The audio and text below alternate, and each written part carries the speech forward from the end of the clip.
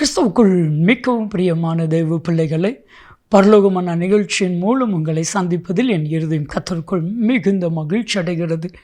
இன்றைய பரலோகமன்னா, நீ விசுவாசிக்க கூடுமானால் நடக்கும்.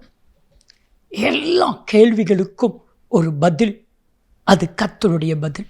அந்த பதில் என்ன தெரியுமா? நீ விசுவாசிக்க கூடுமானால் நடக்கும்.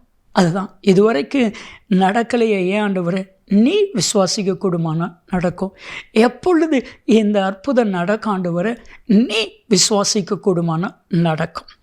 மார்க்கு 9வது அதிகாரம் 22, 23 வசனத்தை நீங்கள் வாசித்து பாருங்க. ஒரு தகப்பனார் தன்னுடைய மகனுக்காக கர்த்தராகிய இயேசு கிறிஸ்துவிடத்தில் கெஞ்சுகிறான், ஆண்டவரே என் மேல் மனம் இறங்கி ஏதாவது எனக்கு செய்யுங்க, என் மகனை சுகாக்குங்க. கர்த்தர் சொன்ன ஒரே ஒரு வார்த்தை, நீ விசுவாசிக்க கூடுமானால் எல்லாம் ஆகும்.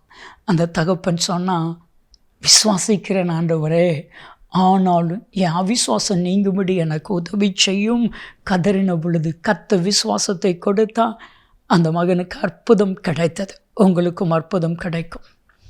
என் அன்பு தெய்வ பிள்ளைகளை, இன்றைக்கு கர்த்தருடைய வார்த்தை உங்கள் ஒவ்வொருவரையும் பார்த்து வருகிறது. நீ விசுவாசிக்க கூடுமானால் எல்லாம் ஆகும்.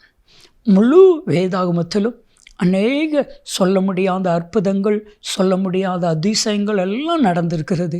அத்தனைக்கும் உள்ள கீவேர்டு, அத்தனைக்கும் உள்ள கீ விசுவாசம் மட்டும்தான்.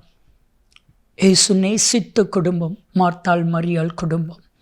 மரியாள் சொல்லுகிறார், இயேசுவே நீர் மாத்திரம் இங்கே இருந்தால் என் சகோதரன் மரித்திருக்க மாட்டார். அதுதான் அவளுடைய விசுவாசம். ஆனால் அதையும் தாண்டி மேலான ஒரு விசுவாசத்தை இயேசு எதிர்பார்க்கிறார். யோவான் 11:40 நீ விசுவாசித்தால் தேவனுடைய மகிமையை காண்பா, நீ விசுவாசித்தால் உன் சகோதரன் பிழைப்பான், நீ விசுவாசித்தால் அதிசயம் நடக்கும். ஆண்டவர்கிட்ட சொல்கிறாங்க, விசுவாசிக்கிறேன் ஆண்டவரே. கல்லறைக்கு கூட்டிகிட்டு போகிறாங்க. இயேசு சொன்னா, லாசருவே எழும்பி வா. அற்புதம் நடந்துச்சு, அதிசயம் நடந்துச்சு. உங்கள் வாழ்க்கையிலும் அற்புதம் அதிசயம் நடக்கும். ஒரே ஒரு காரியம், விசுவாசித்தாள். நான் சொல்ல எல்லோரும் விசுவாசிங்களேன். இத்தனை காலம் உங்களை பின்தொடர்ந்து வந்த எல்லா பிரச்சனைகள் இன்றோடு முடிய போகுது. விசுவாசிங்க, அது நடக்கும்.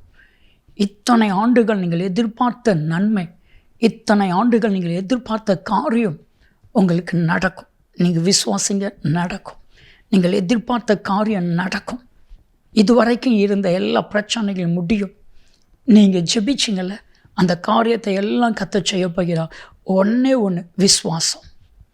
எரேமியா 32:27 தேவனாகிய கர்த்தர் நம்மை பார்த்து சொல்கிற ஒரு வார்த்தை, என்னால் செய்யக்கூடாத அதிசயமான காரியம் ஒன்று உண்டோ? இல்லவே இல்லை. எப்போ? அதுதான் முக்கியம். எப்போ? நீ விசுவாசித்தாள், நான் விசுவாசித்தாள், நம்ம விசுவாசித்தாள். மார்க்கு 10:27 இது மனுஷனால் கூடாதது தான், தேவனால் கூடாததல்ல, தேவனால் எல்லாம் கூடும்.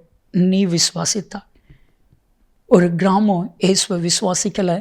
இயேசுவால் அந்த கிராமத்தில் அற்புதம் செய்யக்கூடாமல் போயிற்று. அவரால் அற்புதம் செய்யக்கூடாமல் போகிற நபரா? இல்லை. ஏன் போச்சு? அவர்களுடைய அவிசுவாசத்தின் நிமித்தமாக. இன்னைக்கு நீங்கள் விசுவாசிங்க ஆண்டவரே, நான் விசுவாசிக்கிறேன் ஆண்டவரே, என் வாழ்க்கையில் இந்த காரியம் நடக்க போகுது. நான் விசுவாசிக்கிறேன் ஆண்டவரே, நான் எதிர்பார்த்ததை நீங்கள் செய்ய போகிறீங்க. விசுவாசத்தோடு ஜெபிக்கலாமா? அன்பின் தகப்பனே, ஓமை துதிக்கிறோம், ஸ்தோத்திரிக்கிறோம் அப்பா. இப்பொழுதும் யாரெல்லாம் விசுவாசிக்கிறேன் என்று சொல்கிறார்களோ அத்தனை பேருடைய வாழ்க்கையிலும் அற்புதங்கள் நடக்கட்டும்.